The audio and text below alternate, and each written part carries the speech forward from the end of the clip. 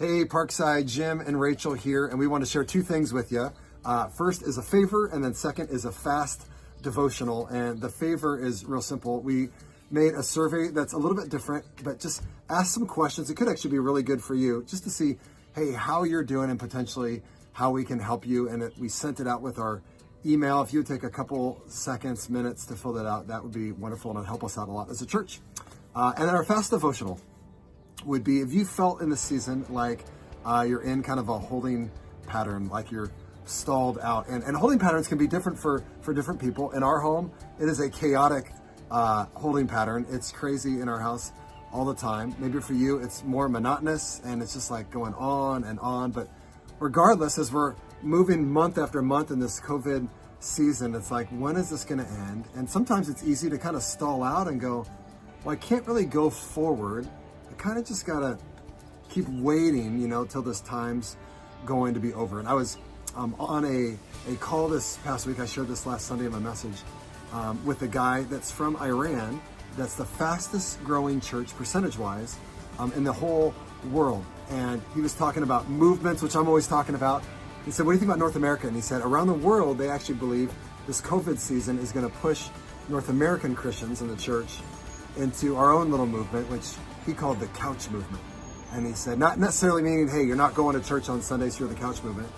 But we already have a very consumer-minded culture when it comes to everything, including the church, that now that for many, hey, not able to even come to a building to meet, hey, it's so easy to kind of make church just kind of Netflix Christianity. I'm going to listen to the preacher I want to listen to. I'm going to listen to the worship that I want to, which are all good things. But then there's just really no commitment whatsoever. And it looks really, really different than the faith that Jesus called us to. And that's really easy to do in a time where we feel like we're stalled out, we're in a hanging pattern. I've been reading in my own God time through the Bible in a year, and I just started in May. I've never started in the middle of the year, and I'm just finished Numbers this morning. And it's really a season of being in a stalled out season where for 40 years, because of some decisions that the Israelites made, they can't go into the promised land. And we know that they're only like a 2.5 week walk into the promised land. Yet for 40 years, they see all the people that are 20 years or older pass away. And they must have thought, man, are we ever going to move on to what's next? And what's interesting is what I caught this time is there was two major things God was doing. It wasn't just a punishment thing. Really, he was, first of all, transforming them, going, hey, there's some stuff from your past you need to move on from. I don't want you to take this in with you to the promised land.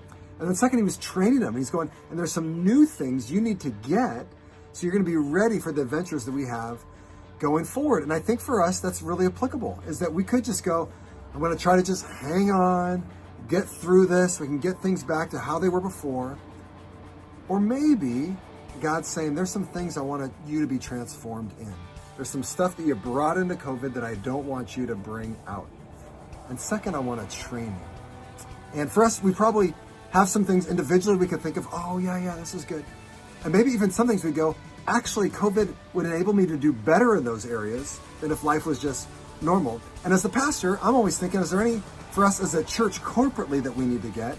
And I want to share two. And ironically, they're the very two things that we said when we came to our elephant prayers, that we said right off the bat we need to get as a church. And I would say, if we're honest, that this COVID season of maybe feeling a little bit like we're stalled out, we're in a hanging pattern, that actually we could do better in because of this season that we're in. And we're at the halfway point of 2020. I don't want you to miss this. So I'm going to share one, and then Rachel's going to mostly talk about the other one. Here's the first one. It's our first elephant prayer. And if you don't know these, that's a problem. You should, because you should be praying for them. First one is that we would have at least 100 groups of people praying on a monthly basis. And we define a group as at least 30 minutes. So you're there for a little while.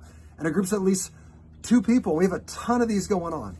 In fact, we have 13 opportunities on Zoom every single week for you to jump in for at least 30 minutes to pray with others, and go to parksidechurch.cc/prayer and get in on one of those.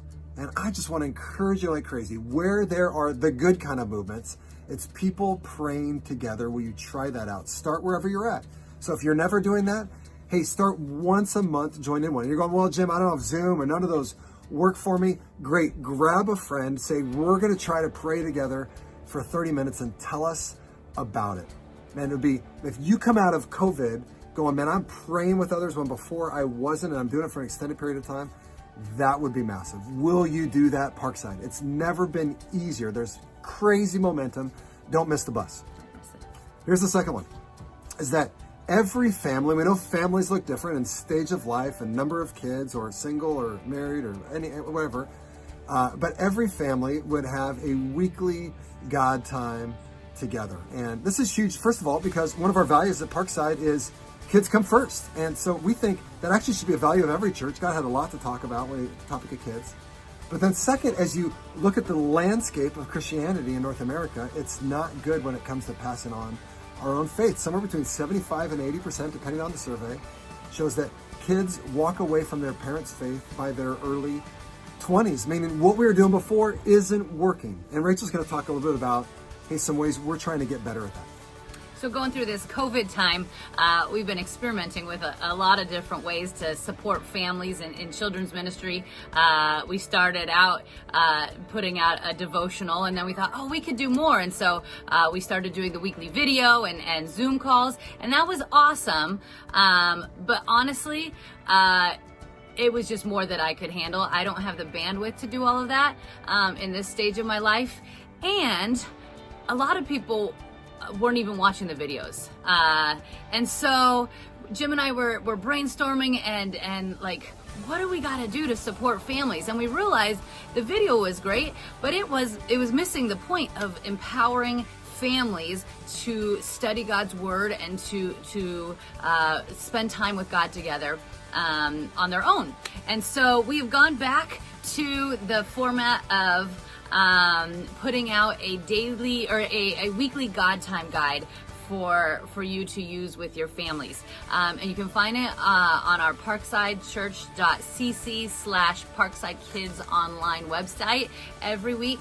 And it's basically leading your family through a Discovery Bible study, but there's also optional activities and games and video links. And so, yeah, I have 3 encouragements. As I'm begging you, just try it to help your family. Oh, and let me bring up, so in Deuteronomy 6, it's a famous passage called the Shema, and in it, God says He wants us, it says, love the Lord your God with all your heart, soul, and mind, and strength, and He asks us to write it on our own hearts first, and then He says, teach these things to your children as you get up, as you lie down, as you walk along the way. Just make your relationship with God something that's part of your everyday life. And so we feel like this is a way to help you with that. So 3 encouragements. First, start where you're at, not where you want to be. So I know for me, I envision this glorious time with my family every morning at breakfast where the kids are absorbing every word that we have to say, and they're kinder as a result throughout the day. And let me just tell you, that is not happening in the Brits household. If it's happening in yours, tell me the story, because that will bring the encouragement. But start where you're at. So for us, it's just we try to do it every morning, but honestly, we do it as often as we can. And what I would say for you, if you're not doing it yet, what about Sunday mornings? We're not going to church Sunday mornings right now. Pull it up. You don't even have to print it out. You can just look at it on your phone on the parksidechurch.cc/Parkside Kids online website. You can just pull it up and do the study with your kids on Sunday morning. And then if it grows to more than that, that's awesome. My second encouragement would be, hey, God is a God of grace. Aren't we glad of that? And so remember that. So you mess up, or it's the worst time ever, and you're yelling at your kids to study the Bible. Not that that's ever happened here, but well, yeah, actually it does. Just sit down. We're doing a Bible study. You know, if that's your story at all, it's okay. God is pleased with you for trying. He has lots of grace. Give grace to yourself and to your kids. And then finally, just remember, this is not a sprint, it's a marathon. So, sad fact, if you start doing this with your kids, they are not automatically going to be well-behaved little angels. At least in our family, they're not. But this is creating a rhythm for the rest of your life as well as the rest of their lives. And both Jim and I are testimony of our parents did this with us growing up, and so it's a rhythm of our life. We spend time with God daily, and we are trying to make that a rhythm in our family's life as well. And the transformation happens slowly, but that's what God calls us to do. So, will you give it a try this week? Text me if you have any questions, or tell me how it's going. I'd love to hear even your failure stories. I'd love to encourage you, because like this morning, we had one kid in timeout, and the other three were like, all over the place while we were doing it. And then Jim and I looked at each other afterwards and we said, well, at least we did it. So share your failure stories and your success stories with us. The bar is not set very high. So will you do the favor, will you fill out the survey?